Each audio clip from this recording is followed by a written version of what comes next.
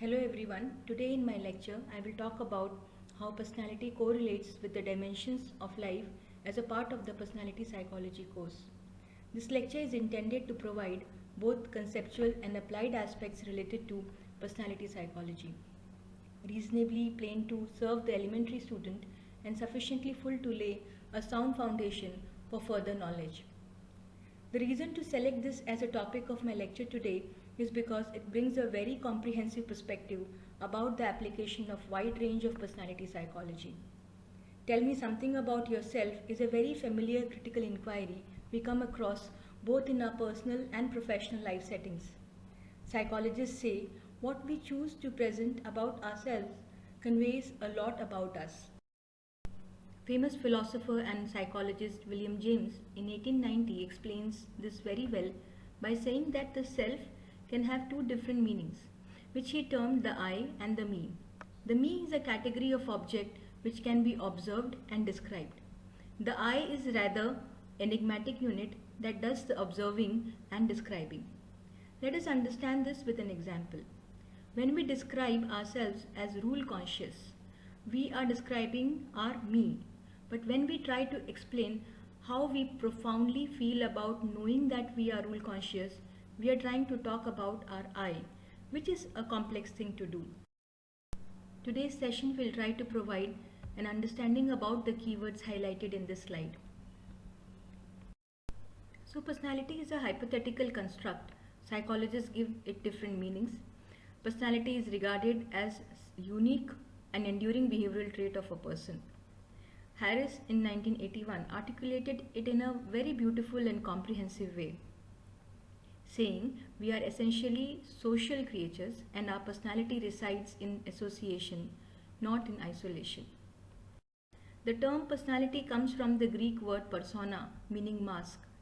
Alport defines personality as a dynamic organization within the individual of those psychophysical systems that determine his characteristic behavior.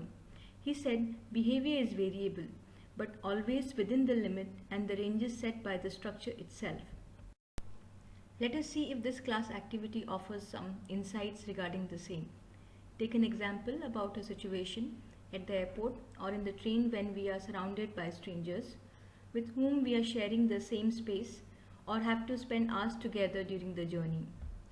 If you wanted to know all about the personality of the person sitting next to you, what would you do?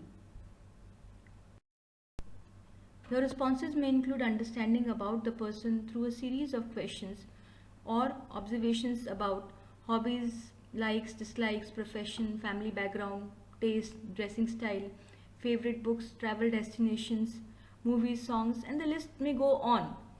So basically we engage in several such activities as a part of our routine which expects careful observations about the characteristics of people who meet us in different capacities. Psychologists use a large number of concepts to explain personality. A number of different theories have emerged to explain different aspects of personality. Some theories focus on explaining how personality develops, while others are concerned with individual differences in personality. The various theoretical approaches differ fundamentally in their conceptualization of human personality. We have already dealt with this topic in detail in the previous chapter, so I will skip the detailing here. In general, different theories focus upon different but related aspects of human behavior, which may contribute to our understanding of what personality is. Let us see this slide to understand a fully functioning individual. A conceptual understanding of overt human behavior involves an understanding of the individual in totality. His needs, perceptions, emotions, attitudes, values, habits, and other behavioral aspects related to the active environment and various other dimensions of life. So principally we are the result of what we have experienced and even more of all that we wish to. Let us try to understand the role of personality as a contributing factor in a work setting. This pyramid is a hypothetical model and is currently a part of my ongoing research, which I usually use to simplify the application of personality psychology from the work perspective. Let us try to understand this through an example of the selection process of a candidate in an organization. To achieve selection of the candidate, selection panel has to consider the interrelation between personality and the purpose of selection. That is, what will be the value addition through this new employee. In precise terms, how this new addition or investment will enrich the profit of the company. Let us use the term profit in this context, which will depend on the immediate outcome, that is productivity of that person, which in turn will depend upon the performance of the person. Now, what is important to understand here is that it will entirely depend on the purpose provided to this individual by the organization. The success of any recruitment is achieved only if the right candidate is selected, which is one who is the closest match to the system requirement, which will ensure the highest possibility of harmony or compatibility between the individual's personality and engaging the potential of that individual with a meaningful, that is, profitable purpose. This can be achieved easily only if we have assessed the most important data, that is, the personality trait of this individual. Lesser the gap, higher the possibility of getting the right personality, which can again be said for both personal as well as professional setting.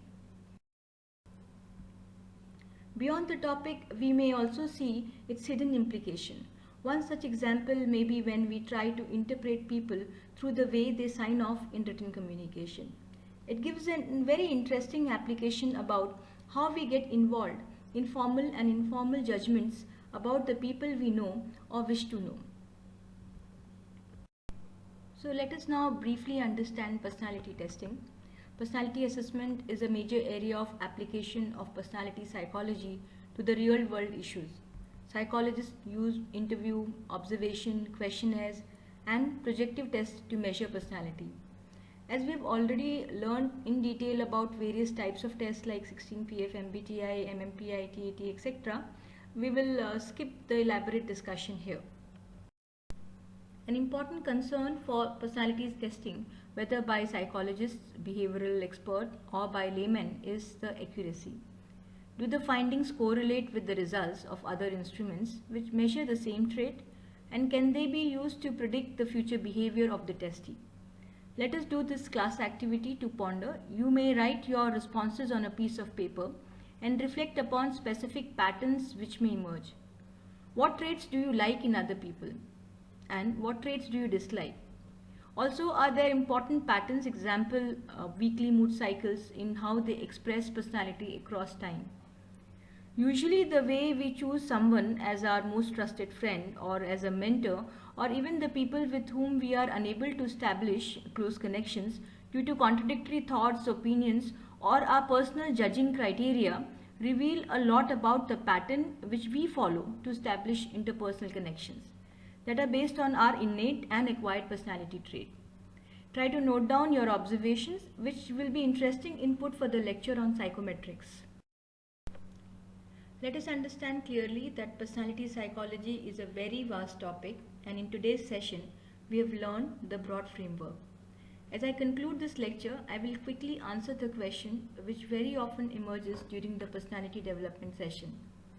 I frequently come across students, colleagues, friends and relatives who want to learn applications of personality psychology and understand ways to renew their identity. The true application of any personality study is if it can serve the purpose of facilitating people in understanding how to evolve as a transformed identity. As we can clearly see through the learnings drawn from this session, one should engage in meaningful tasks which correlate with the true nature of oneself. Also, it is important to understand the change as a constant term and see how well we can address it by adapting swiftly. Further periodic reviews about where we want to be and knowing the consequences will ensure a progressive personality development plan which an individual may choose. Personality psychology is a journey of reciprocal empathy both at the inter and intrapersonal level. So the value of personality psychology is immense in decoding human behavior. It is in fact the meeting point of many subfields of psychology. This lecture is just one of the milestones towards our understanding about personality psychology. Thank you. You may post your questions through email or on the Google Classroom.